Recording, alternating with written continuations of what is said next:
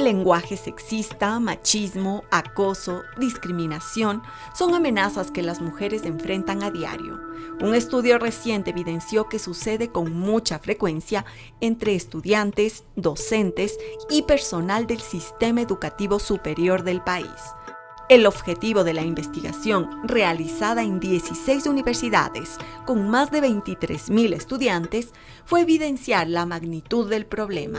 Las estadísticas fueron sorprendentes y revelaron cuánto se ha normalizado la violencia contra las mujeres en las aulas. Pregunte a su alrededor y encontrará testimonios. Golpes, humillaciones, acoso, ataques, abuso sexual. Ecuador ha normalizado la violencia contra las mujeres, tanto que al menos 6 de cada 10 confiesa haber sufrido violencia a lo largo de su vida. Este dato de 2019 del Instituto Nacional de Estadísticas y Censos es apenas la superficie de un problema gravísimo, a nivel social, de derechos humanos, de salud pública y de desarrollo. Es así como lo escucha. La violencia contra las mujeres no solo afecta de diversas y desgarradoras maneras a quien la vive, sino también a su entorno y aún más allá, a su economía y a la del país. Hay pocos estudios que aborden esta óptica en el Ecuador, y ante esto, la GIZ, Cooperación Técnica Alemana, encargó a la Universidad San Martín de Porres de Perú una investigación que empezó en 2018 en 16 universidades públicas y privadas de todo nuestro país. El estudio de Ecuador es un estudio que analiza universidades completas y no solo analiza estudiantes, sino también analiza data proveniente de profesores y personal administrativo. Y es muy completa porque no solo mide el problema, sino que trata de identificar las variables causales, las razones por las cuales el problema existe. Y una data que impacta mucho es el nivel de aceptación que existe hacia la violencia, es decir, la tolerancia hacia la violencia contra las mujeres. Y lo que hemos encontrado, a modo de recordar algunas cifras, es que por lo menos 7 de cada 10 estudiantes hombres tienen una actitud tolerante hacia la violencia. Es decir, creen que las mujeres tienen que estar subordinadas a los hombres, o que por ciertas circunstancias la violencia contra las mujeres es aceptable. Son 7 de cada 10.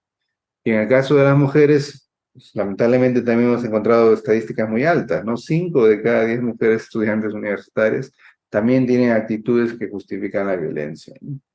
Entonces, encontrar esto en la población más educada del país nos hace ver lo complicado y lo enraizado que están estas normas sociales y culturales que justifican la violencia en nuestras culturas.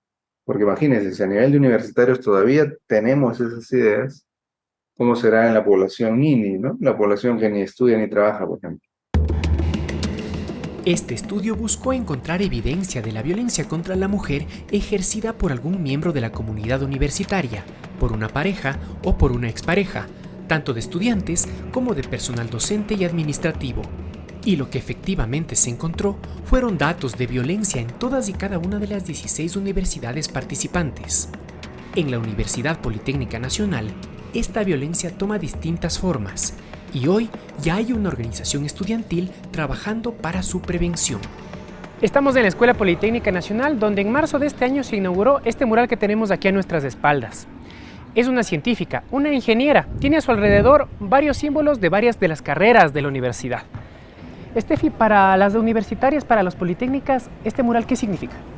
Este mural representa a todas las mujeres que somos ingenieras, científicas o que trabajamos en la tecnología. Se realizó gracias a un casting que se hizo a varias estudiantes y en sí es el rostro de las mujeres que hemos pasado por estas aulas, que han culminado su carrera y que ahora también pertenecen tal vez al mundo académico o al mundo empresarial, haciendo ciencia para la humanidad. Sabemos que la violencia basada en género está presente en muchas universidades del país. En el caso de Escuela Politécnica, ¿esto toma formas particulares? Tal vez es más presente un tipo de violencia específico, como por ejemplo la violencia simbólica. Es algo que lo vivimos a diario, que se transmite a través del lenguaje. ¿Y cuáles son las frases o situaciones en las que más se nota esa violencia basada en género en la poli?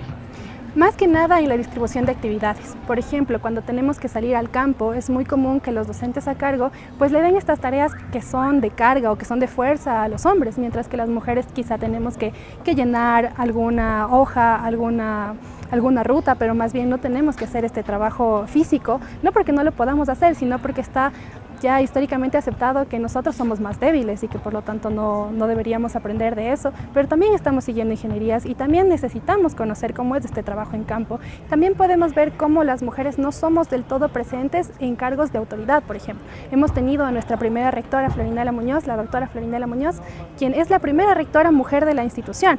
También algo que sucede mucho en mi carrera, yo estudié ingeniería mecánica, y es que no tengo profesoras mujeres, o quizás son muy pocas, o están en áreas más de laboratorio, pero no toman estos cargos directivos como tal.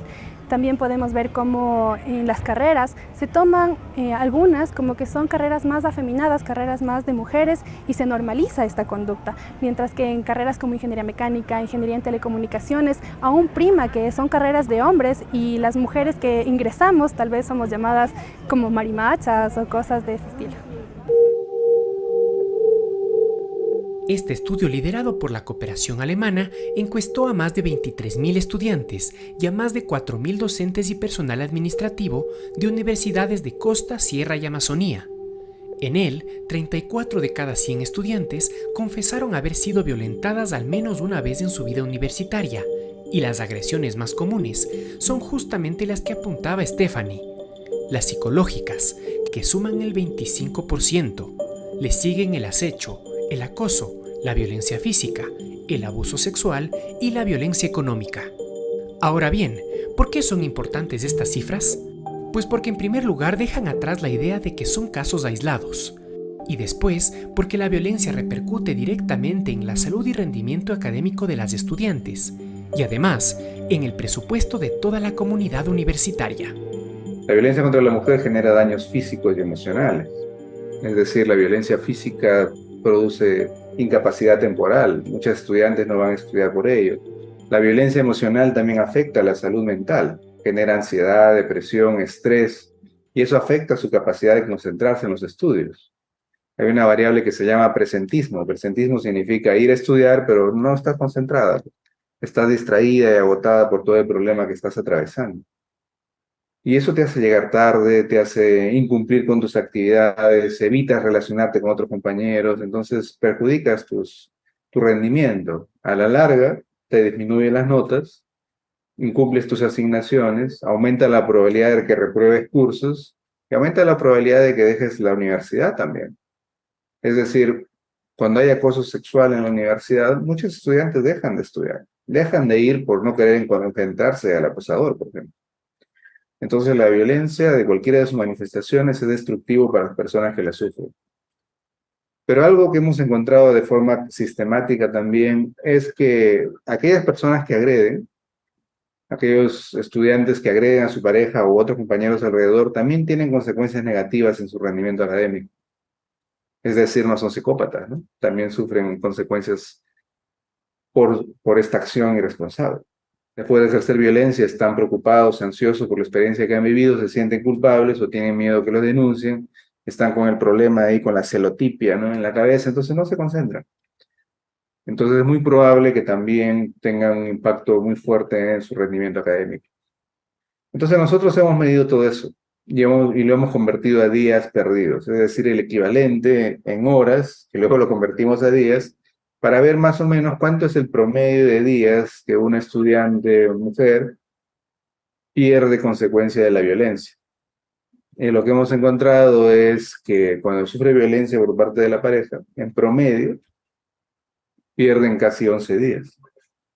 Pero cuando sufren violencia en el entorno de la universidad, acoso sexual o violencia de cualquier otro integrante de la universidad, pierden casi 13 días, promedio. Pero cuando sufren los dos tipos de violencia al mismo tiempo, pierden casi 29 días al año promedio.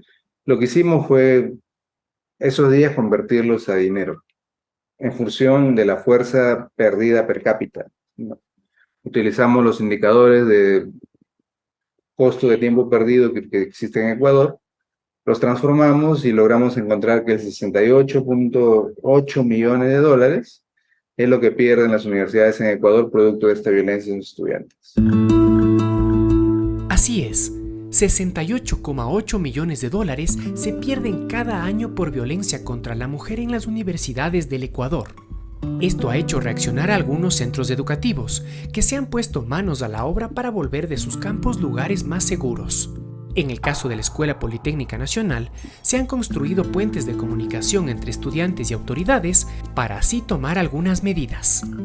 La implementación del protocolo para la prevención y actuación en casos de violencia, acoso y discriminación de la EPN, también el reglamento de sanciones, por ejemplo, donde los estudiantes hemos sido parte en su elaboración. En todos los casos que teníamos antes a ello, que son al menos 21 casos denunciados en la Dirección de Bienestar Politécnico, no tenían otro paso más que seguir que estas medidas de prevención y protección. Es decir, no podía existir esta investigación y mucho menos la sanción, porque no había el reglamento que norme estas sanciones. Hemos visto también como en algunas fiestas, gracias a la CEBAD hemos tenido puntos violetas, lugares donde pueden sentirse seguros y seguras a que ya no van a ser víctimas de violencia sexual, por ejemplo, dentro de estas fiestas donde normalmente hay el consumo de alcohol. Solicitamos la implementación de un nuevo personal. Así también la Politécnica contrató a un nuevo psicólogo que también ayuda a todas las personas que han sido sobrevivientes, víctimas de violencia. Por supuesto que esto es apenas el inicio y aún queda mucho por hacer y mejorar. De hecho, ha habido casos en donde la revictimización es una de las cosas más presentes debido a los procesos burocráticos que existen dentro de una universidad pública. Entonces nosotros dentro de la CEBAD hemos intentado minimizar un poco estas actitudes que llevan a la revictimización, siendo nosotras quienes conversamos con los abogados, quienes conversamos con las secretarias que nos dan el turno, que conversamos incluso con el propio personal de psicología para que estas citas puedan darse. Entonces hay muchas veces que el personal también de la institución pues no tiene la culpa de que las cosas no sucedan con rapidez, sino es más bien algo sistemático de que estos deberes y obligaciones que tienen dentro de sus horas laborales pues no solamente contemplan esto, sino más cosas, y es necesario abrir este camino para atender esto con la emergencia que requiere. Más adelante, ¿qué pueden hacer las universidades y otras instituciones para prevenir la violencia contra las mujeres? Además, ¿qué puede hacer una mujer para protegerse y apoyarse en caso de sufrir violencia?